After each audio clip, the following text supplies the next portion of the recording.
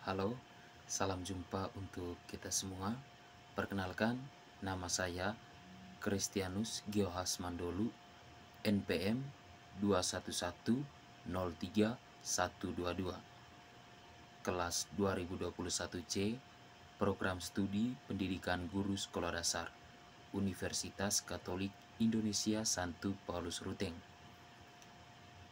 Pada video kali ini, saya akan menjelaskan materi tentang hakikat hak asasi manusia, jenis-jenis hak asasi manusia, karakteristik hak asasi manusia, serta deklarasi umum hak asasi manusia. Video ini dibuat sebagai pemenuhan penilaian ujian tengah semester mata kuliah pendidikan hak asasi manusia. Oke, baik. Sekarang saya akan membahaskan materi. Yang pertama, saya akan membahas tentang hakikat hak asasi manusia.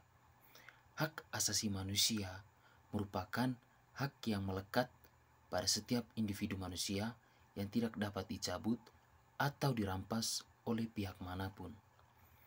Menurut Jack Donnelly, HAM diperoleh semata-mata karena seorang adalah manusia, bukan karena diberikan oleh masyarakat umum atau hukum positif. Hak asasi manusia dijunjung secara global. Di negara Indonesia, HAM diatur dan dilindungi dalam Undang-Undang Nomor 39 Tahun 1999 yang bunyinya, HAM adalah hak yang melekat pada diri manusia sebagai makhluk Tuhan yang Maha Esa, sehingga harus dihormati, dijunjung tinggi, dan dilindungi oleh negara, hukum, pemerintah, dan setiap orang. Hak asasi manusia memiliki sifat universal, inheren, dan tidak dapat dicabut. Sifat universal yaitu hak asasi manusia berlaku untuk setiap orang tanpa memandang perbedaan. Yang berikutnya, sifat inheren, yaitu hak ini melekat pada diri individu sejak dalam kandungan. Yang ketiga, tidak dapat dicabut atau dihilangkan, yaitu karena hak bagian dari harkat dan martabat manusia. Oke, baik. Penjelasan berikutnya yaitu tentang jenis-jenis hak asasi manusia. Hak asasi manusia dapat dibagi menjadi beberapa kategori berdasarkan aspek kehidupan, yaitu sebagai berikut. Yang pertama, hak sipil dan politik, meliputi hak untuk hidup, kebebasan berpendapat, hak atas perlindungan hukum, dan hak untuk ikut serta dalam pemerintahan. Yang kedua, hak ekonomi, sosial, dan budaya, yang di dalamnya termasuk hak atas pendidikan, kesehatan, pekerjaan yang layak, dan perlindungan terhadap standar hidup yang memadai. Yang ketiga, hak kolektif, yaitu hak-hak yang dimiliki oleh kelompok tertentu seperti hak atas pengembangan budaya dan hak untuk menentukan nasibnya sendiri. Yang berikutnya yaitu karakteristik hak asasi manusia. Yang pertama yaitu hakiki. Hak asasi manusia merupakan hak yang melekat pada diri manusia sejak lahir dan tidak dapat diwariskan pada orang lain.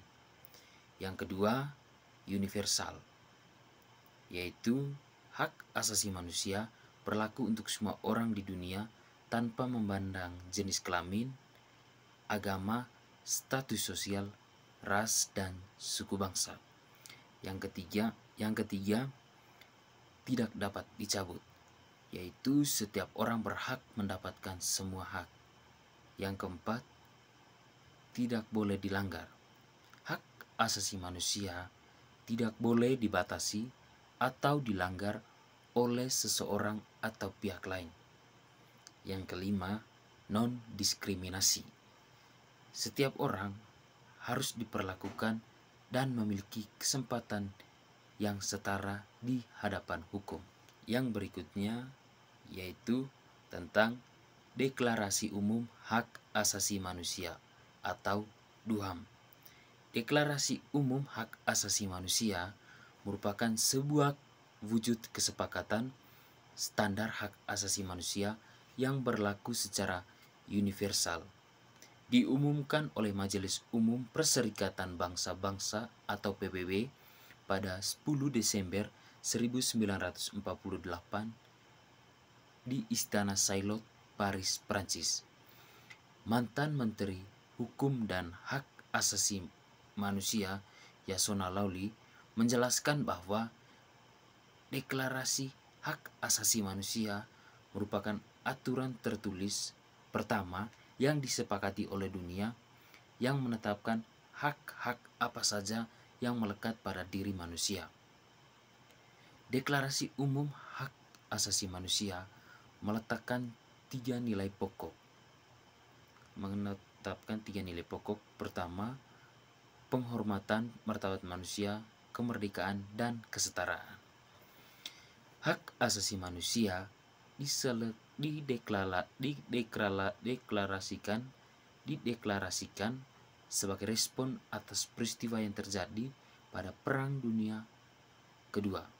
Saat kekejaman Perang Dunia Kedua yang banyak memakan jiwa dan mencabut harkat dan martabat manusia banyak orang, muncul kesadaran global akan perlunya perlindungan hak asasi manusia.